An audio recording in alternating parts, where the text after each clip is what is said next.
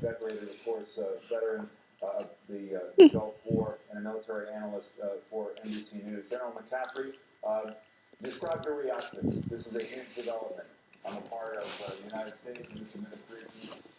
U.S. military action, we believe in Pakistan, has resulted in the death of Osama bin Laden. Yeah, well, it's an enormous shock in the armed forces. We've got to remind ourselves we've had 47,000 killed and wounded. Chew it, Koda. Confronting terrorism since 9/11. So I think this is very good news. He has it in a long string now. But steady chewing it. It won't, in the short run now, affect the war in Afghanistan dramatically, but it is definitely good news for America. Andrew Mitchell, it is worth also reminding our viewers that the President gets a presidential daily briefing, as well as a threat matrix of major threats against the United States.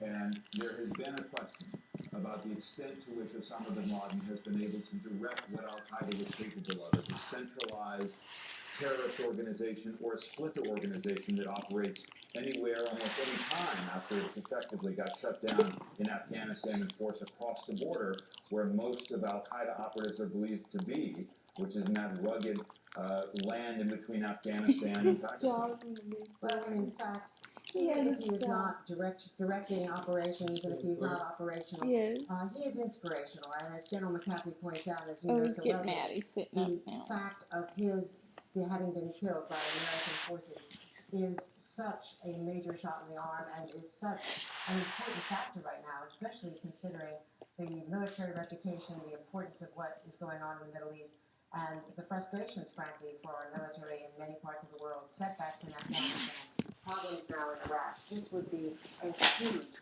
defeat, psychological and operational, even